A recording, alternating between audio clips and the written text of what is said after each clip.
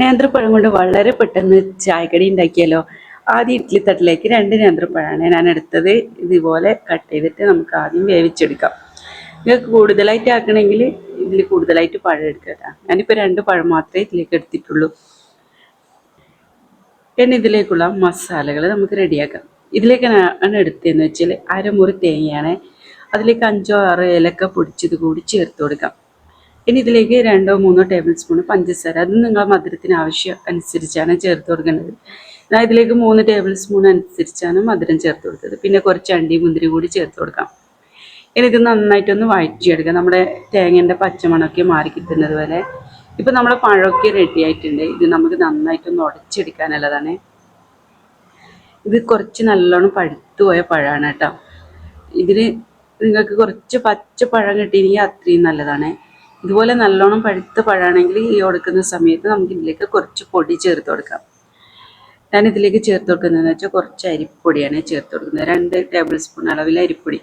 അതിൽ കൂടുതലായിട്ടൊന്നും പൊടി ചേർത്ത് കൊടുക്കുന്നത് കേട്ടോ. ഇനി ഇത് നന്നായിട്ട് നമുക്ക് കുഴച്ചെടുക്കാം. നല്ലോണം കുഴച്ചെടുക്കണേ. നമ്മുടെ പൊടിയും പഴമൊക്കെ മിക്സ് ആകുന്ന രൂപത്തിൽ തന്നെ കുഴച്ചെടുക്കാം. അതിനുശേഷം നമുക്കിത് 2 ബോൾസ് ആക്കിയിട്ടാണ് എടുക്കേണ്ടത്. ഇതുപോലെ ആക്കിയെടുക്കാം. ഇതാകുമ്പോൾ നമുക്ക് പെട്ടെന്ന് തന്നെ ഒരു 5-10 മിനിറ്റ് കൊണ്ട് തന്നെ നമ്മൾ ചായക്കടി റെഡിയാകും കേട്ടോ. അടുത്തതായി നമുക്കൊരു പാൻ വെച്ചതിന് ശേഷം ഇതിലേക്ക് നെയ്യോ ഓയിലോ ചേർത്ത് കൊടുക്കാം. ഒരു പാനിലേക്ക് കുറച്ച് നെയ്യ് ചേർത്തതിന് ശേഷം ഇതുപോലെ ആദ്യം പരത്തി ഇട്ട് കൊടുക്കണേ. അതിൻ്റെ മുകളിലായിട്ട് നമുക്ക് ഇതുപോലെ ഫില്ല് ചെയ്ത് കൊടുക്കാം. എൻ്റെ അടുത്ത് ആ പരത്തി എടുക്കുന്ന വീഡിയോ മിസ്സായിപ്പോയി, അതാണ്. അതിനുശേഷം മറ്റൊരു ബോൾസ് ഇതുപോലെ പരത്തിയെടുത്തതാണ്. അതെടുത്തിട്ട് നമുക്ക് ഇതുപോലെ പ്രസ് ചെയ്തെടുത്ത് കൊടുക്കാം. ഈ സമയത്തൊക്കെ ഫ്ലെയിം ഓഫ് ചെയ്തിട്ട് ചെയ്താൽ മതി കേട്ടോ.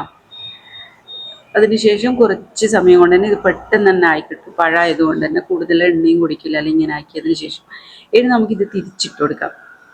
തിരിച്ചിട്ട് കൊടുത്തിട്ട് കുറച്ച് സമയം കൊണ്ട് തന്നെ ഇതായി കിട്ടും. ഇപ്പം നല്ലോണം ആയി കിട്ടിയിട്ടുണ്ട്. അങ്ങനെ നമ്മുടെ അടിപൊളി പഴം കൊണ്ടുള്ള റെസിപ്പി റെഡിയായി കേട്ടോ. ഇനി നമുക്കിത് കട്ട് ചെയ്തെടുക്കാം. ഈ വീഡിയോ നിങ്ങൾക്ക് ഇഷ്ടമെങ്കിൽ ലൈക്ക് ചെയ്യാനും ഫോളോ ചെയ്യാനും ഷെയർ ചെയ്യാനും മറക്കരുത്. ഇതുപോലുള്ള നല്ല വെറൈറ്റി റെസിപ്പി ആയിട്ട് നമുക്ക് വീണ്ടും കാണാം.